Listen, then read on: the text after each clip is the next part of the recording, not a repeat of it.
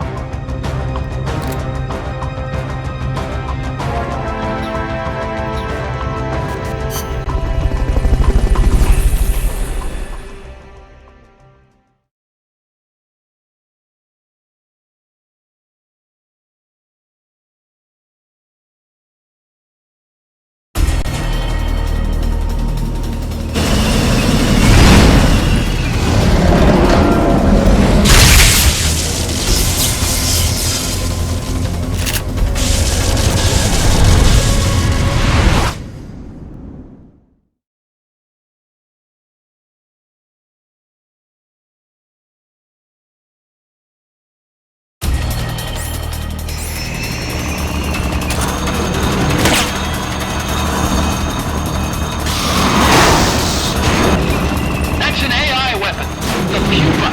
It's fast, so be careful.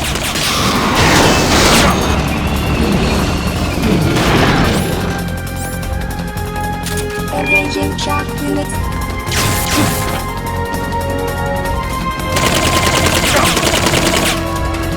Aim for the cylindrical AI pod.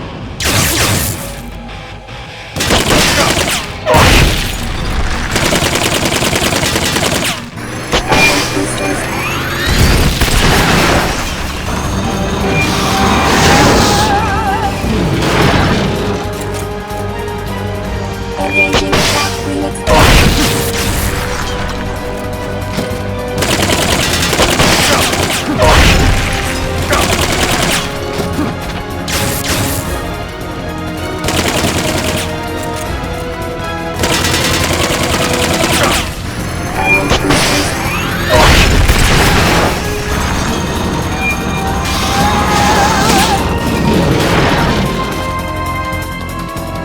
Engaging shock units.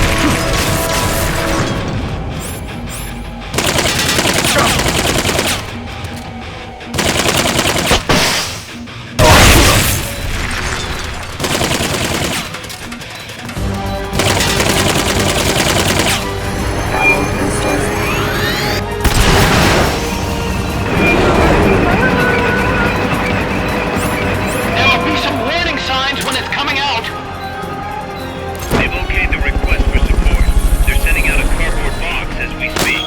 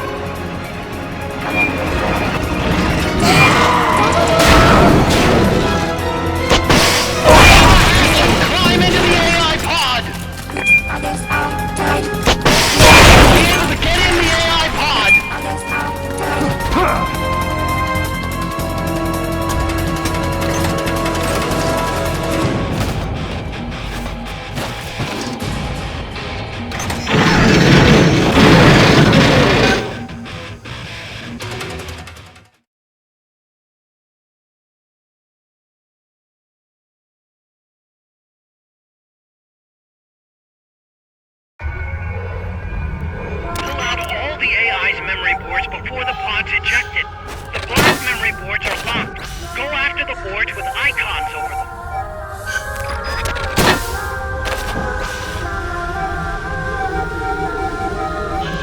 You can unlock memory boards by destroying the mechanical components that they control. Any boards you remove can be used to build our own AI weapon. Memory boards have different functions according to the icons displayed over them. Go ahead and take whichever ones you want.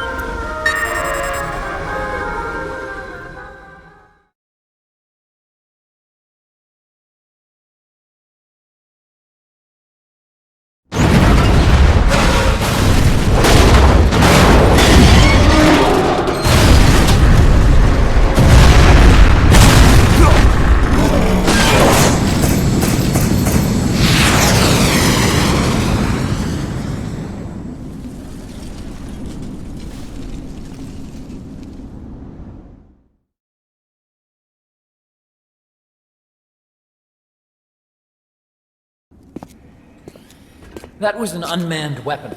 A prototype. I made it myself. Who are you? I work here. Well, used to, anyway. Name's Huey.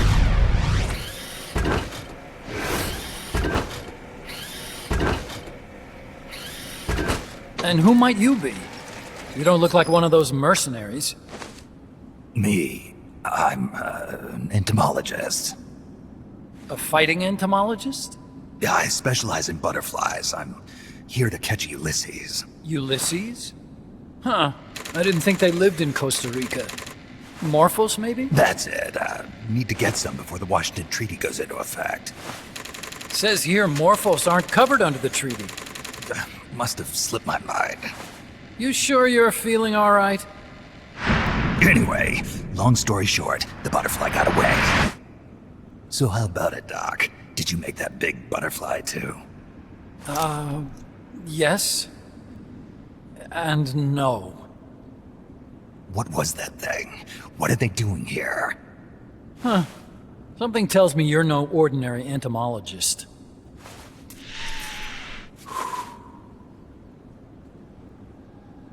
The nukes were loaded on that machine.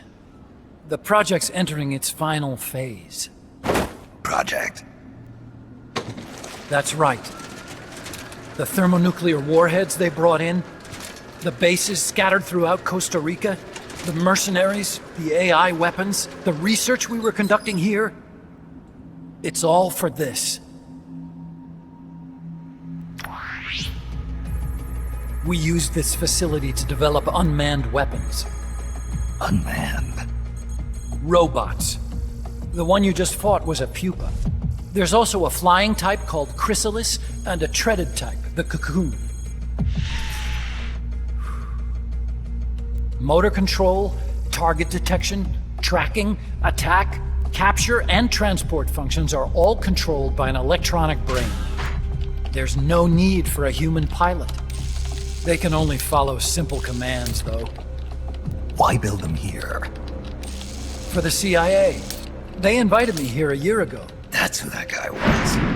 The CIA's station chief for Central America. Goes by the name of Hot Coldman. Apparently he was some sort of hero back at the height of the Cold War. He's the one running the show. We called it the Peace Walker Project. Peace Walker. They're going to deploy a new type of nuclear weapon along the Caribbean coast of Latin America. A mobile, unmanned nuclear platform. Unmanned nuclear platform. A fail-deadly system that can automatically move into position and launch a retaliatory nuclear strike. It can move on its own, and stealth shields it from radar and satellite detection, drastically reducing the risk of it being destroyed in a preemptive strike. And this is the new deterrent? Supposed to be. The problem is the locomotion system. There's no dry season in the Caribbean. It rains all year round. The terrain is full of tropical rainforest. A lot of the time you can't even build a proper road. So I went back to where it all started. What's that? Legs. Walking power. A mobile launcher carrying a thermonuclear warhead even more powerful than the Soviet RDS-220s. That's Peace Walker. Chico's Basilisco. We did the assembly and field testing here. A walking nuke. I sort of borrowed the original idea from behind the Iron Curtain. The missing link between infantry and artillery. Metal Gear. Metal Gear. But they'd actually need to deploy dozens of them. Coldman needs funding for that. And to get it, he's planning a test, which will also serve as a demonstration for the folks back at Langley. Wait, he's launching a nuke to prove that his perfect deterrent works? In his words, to prove that if someone attacks us, we will strike back. Put simply, nuclear deterrence is the idea of using nukes to keep nukes in check. If one side launches nuclear weapons, the other is sure to launch theirs in retaliation, which makes launching an act of suicide. In the end, neither side can use its nukes. It's thanks to this doctrine that the world's two superpowers have avoided all-out confrontation. Nuclear deterrence has brought us peace. At the very least, it's prevented another world war from breaking out. But the theory of nuclear deterrence exists only on paper. In reality, there's no guarantee that either side would follow through with retaliation. There's the chance that a preemptive strike could destroy all the missile bases, render them unable to retaliate. But the biggest flaw in the theory is that the decision to retaliate has to be made by human beings. Let me give you a real-world example. Let's say Country X launches first against Country Y. If the people in charge of Country Y are like you and me, they're not going to be able to retaliate, knowing that they're effectively ending all human life. So then the weak link in nuclear deterrence theory is the uncertainty of retaliation. Bingo. And that creates a loophole Country X can exploit to launch the first strike. Which is why we designed the system to be unmanned. With Peace Walker, retaliation is certain. It chooses the appropriate target and launches a retaliatory nuclear strike every time, without needing human input to make the call. Launching a nuclear strike against Peace Walker is tantamount to pushing the launch button against yourself. It closes the loophole in nuclear deterrence theory, rendering our friends in Country X completely unable to launch. What Coldman is saying is that to achieve this goal, we need to demonstrate that retaliation will be carried out by a machine. He will launch his nuke. And then his version of deterrence will be complete. And you believe him? I believe in peace through nuclear deterrence. Why? My father worked on the Manhattan Project. He put his whole life into that research. And all it created was this illusion of peace called deterrence. And then I was born, unable to walk. I had no choice but to face up to the nukes. But if they do end up launching, it'll all have been for nothing. They've got to be stopped. Where'd they take the warheads? To a base near the border. The final test is 5 days from now. Where's the base?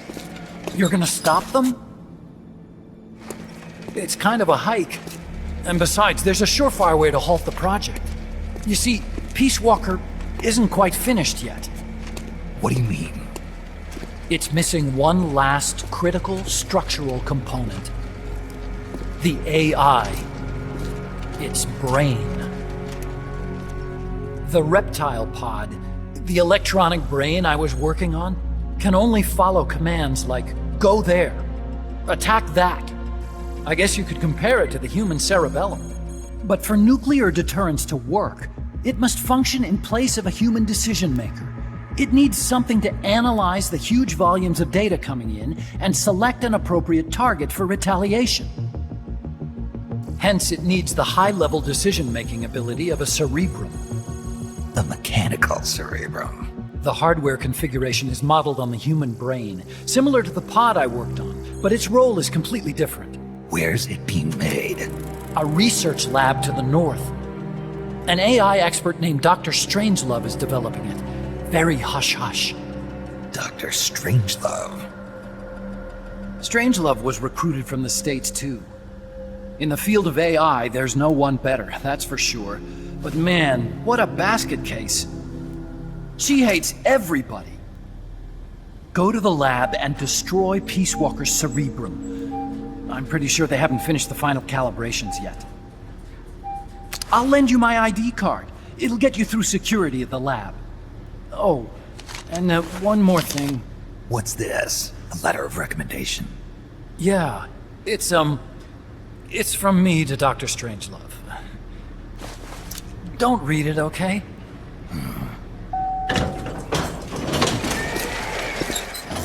So what will you do now? I'm done with science. At this rate, I'm probably already halfway to hell anyway. Not so fast. Why not join us? Our place is outer heaven. You'd fit right in. Outer heaven? Yeah. I'm probably better suited to something like that than this paradise. Good. You get a free balloon trip for signing up. Enjoy it. You'll feel like a butterfly. You're an agent, right? Who do you work for? Me? I was a Cold War tool, same as you. Now I'm not so useful anymore, so they cut me loose. I don't answer to anyone. Call me Snake. Snake. That name seems familiar somehow. It's probably just deja vu. See that there? Beyond the cloud forest? See those ruins? Yeah. That's where you'll find Dr. Strangelove's lab.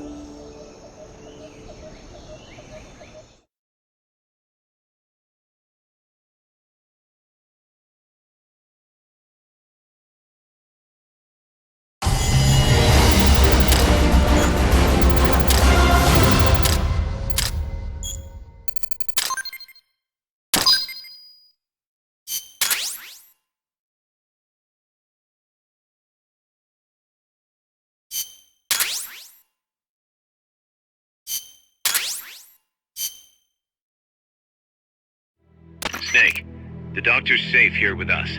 Huey, how are you feeling? Never better. This is quite the pad you've got here, boss. I'm impressed. Call me Snake. Whatever you say. Like it or not, everyone here calls you boss. By the way, if you're at all interested in improving your tech, by all means assign me to the R&D section. I'm pretty sure I'll be of some use. Once we have the necessary materials and blueprints, we can start work on that bipedal mech. I appreciate that, but are you sure you're okay with having your work used for war? I'll be using it to keep past mistakes in check. If I can help thwart the Peace Walker project, I'm happy to do it. Deterrence theory, Huey style, huh? Anyway, if you need any intel on the enemy's weapons or electronic brains, contact me. I've been given my own frequency. Sounds good to me, Doc. I'll do that. Good. Whatever the means, you must put a stop to their plans. Hey, boss. You mind if we powwow for a sec? What now? MSF brand rations? Actually, that sounds... No. With all the men we have now, it may be time we started sending some of them to other countries. You mean dispatching mercs? How else are we gonna keep feeding the crew we have? I know. You're right. Okay, to deploy troops, select Outer Ops from the Mother Base menu. If it goes really well, we might even get new recruits, weapon design specs, or leads on new missions. We can deploy any vehicles or large-scale weapons in our arsenal as well. And if things don't go really well? Yeah, we could lose men. I won't try and force you. You're the one calling the shots here, boss.